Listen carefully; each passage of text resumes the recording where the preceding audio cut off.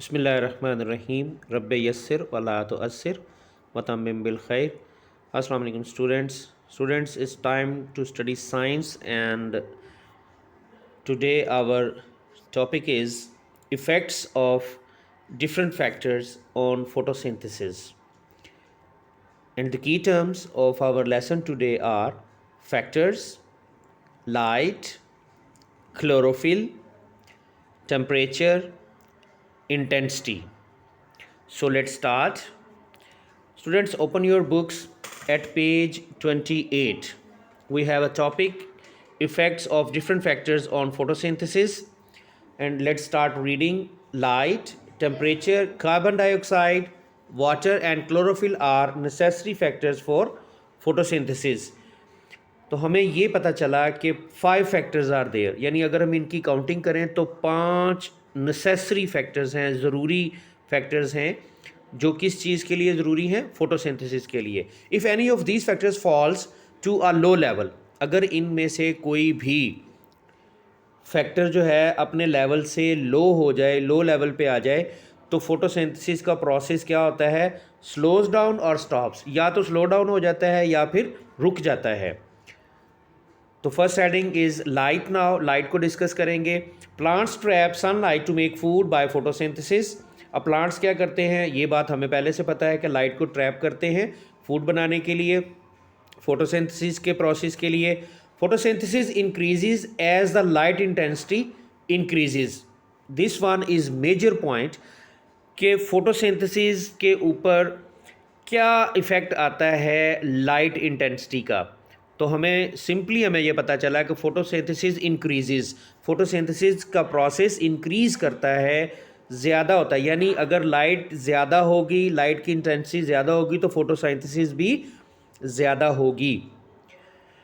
Recall which structure of leaf traps light. अब हम फ़ौरन अपने जेहन में ये बात भी लाएंगे कि कौन सा स्ट्रक्चर था जो लाइट को क्या करता है, ट्रैप करता है। Of the 7 colours of light, chlorophyll absorbs blue, orange and red light. ये पॉइंट भी ऑब्जेक्टिव का हिस्सा है, ये वेरी इंपॉर्टेंट पॉइंट, इसको आपने फ़ौरन याद भी कर लेना कि क्लोरोफिल एब्जॉर्ब करता है कौन कौन से कलर्स को, और लाइट के टोटल कलर कितने होते हैं। जो वाइट लाइट होती है आपकी, जो सनलाइट है, उसमें 7 कलर्स होते हैं, ये आपने याद रखना है। 7 कलर्स होते हैं जो वाइट लाइट है। आपने देखा कभी वो रेनबो बनती है बारिश के बाद, जब अचानक थोड़ी सी हल्का सा सूरज की किरणें नज़र आए ना, तो रेनबो बन जाती है आसमान पे, तो उसके भी 7 कलर्स होते हैं। तो वही 7 कलर्स होते हैं लाइट के। तो chlorophyll absorbs blue, orange and red light. Next is carbon dioxide. अब carbon dioxide which plants absorb from air, ये हमें पहले से पता है कि कार्बन डाइऑक्साइड गैस जो है वो प्लांट्स कहाँ से एब्जॉर्ब करते हैं, सराउंडिंग से, एयर से। Is an essential component for photosynthesis. The rate of photosynthesis increases. अब इसका भी देखते हैं कि इसका रेट फोटोसिंथेसिस का इंक्रीज़ होता है या डिक्रीज़ होता है कार्बन डाइऑक्साइड का लेवल बढ़ जाने की वजह से। तो photosynthesis increases with increasing carbon dioxide level, यानी अगर कार्बन डाइऑक्साइड गैस का लेवल बढ़ जाए, अपने लेवल से बढ़ जाए, तो फोटोसिंथेसिस भी इंक्रीज़ होती है, यानी डायरेक्ट प्रोपोर्शन है इसमें। मैथमेटिक्स जिनका अच्छा है उनको समझ आ रही होगी कि कार्बन डाइऑक्साइड का लेवल इंक्रीज़ करें तो फोटोसिंथेसिस भी इंक्रीज़ कर रही है। लाइट में भी हमने यही देखा था। क्लियर है जी, इसी तरह से। अच्छा, नेक्स्ट पॉइंट इज है the level of carbon dioxide in the air is about 0.03 to 0.04%। Next है जी हमारा temperature. The higher the temperature the faster the process of photosynthesis. तो इसका मतलब ये हुआ कि अगर टेम्परेचर इंक्रीज़ करेंगे तो फोटोसिंथेसिस का प्रोसेस भी तेज़ हो जाएगा। तो ये भी डायरेक्टली प्रोपोर्शनल हुआ टेम्परेचर फोटोसिंथेसिस के प्रोसेस के। Normally plants grow well at 25 to 35 degree centigrade. Temperatures below 0 degree centigrade and above 40 degree centigrade are not suitable for plant growth, यानी एक मखसूस रेंज है 0 सेंटीग्रेड के बिलो और 40 डिग्री सेंटीग्रेड से ऊपर सूटेबल नहीं है प्लांट्स की ग्रोथ के लिए ये temperature. Next one is page 29, water. Water is also one of the raw materials for photosynthesis and it is required in limited amounts, और इसकी भी रिक्वायरमेंट जो है वो लिमिटेड अमाउंट्स में होती है। रिक्वायरमेंट के मुताबिक जो है वो वाटर भी अपना रोल प्ले करता है। Chlorophyll. Chlorophyll is the green material in plants. ये इसके बारे में हम पहले भी पढ़ चुके हैं कि क्लोरोफिल क्या है।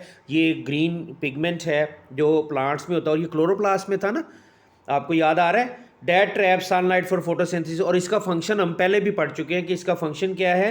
क्लोरोफिल ट्रैप करता है लाइट को फोटोसिंथेसिस के लिए। It gives green colour to the leaves, और लीव्स जो ग्रीन नज़र आते हैं इसी की वजह से आते हैं। Without chlorophyll the photosynthesis is impossible, और क्लोरोफिल अगर नहीं है तो फोटोसिंथेसिस तो नामुमकिन है। तो ये हमने रीडिंग की, इससे हमें बहुत सारे पॉइंट्स हमारे सामने आए, हमें बहुत सारी इन्फॉर्मेशन मिली फोटोसिंथेसिस के प्रोसेस पे, डिफरेंट फैक्टर्स का पता चला कि वो क्या क्या इफ़ेक्ट्स हैं उनके। सो ये करने के बाद we have some assignments at page 68 and 69 of your workbooks. Open your workbooks please, page 68 and 69. Page 68 पे आप देख सकते हैं वी हैव MCQs, और नंबर 1 जो है वो है number of necessary factors for photosynthesis are. ये तो हमने अभी अभी पढ़ा है, 5 फैक्टर्स हैं तो 5 को सर्कल कर लीजिए। Number 2, photosynthesis increases as the light intensity. अब लाइट इंटेंसिटी जब इंक्रीज होती है तो फोटोसिंथेसिस इंक्रीज होती है या नहीं, तो डेफिनेटली इंक्रीजेज इसका आंसर है। इसी तरह से इस पेज के सारे MCQs सर्कल हुए हैं, आप भी अपनी वर्कबुक पे इस पेज को कंप्लीट कर लें और रिवाइज़ भी कर लें, अपने माइंड को रिवाइज़ करते हुए इसको कंप्लीट कर लें। इसी तरह से वर्कबुक पेज नंबर 69 भी आप देख रहे हैं, इसमें एक कॉलम बना हुआ है। आपने A कॉलम को B कॉलम से मिलाना है, जिसमें फर्स्ट वन है ट्रैप्स लाइट एनर्जी। कौन ट्रैप करते हैं? डेफिनेटली क्लोरोफिल के साथ आप इसको मैच करेंगे।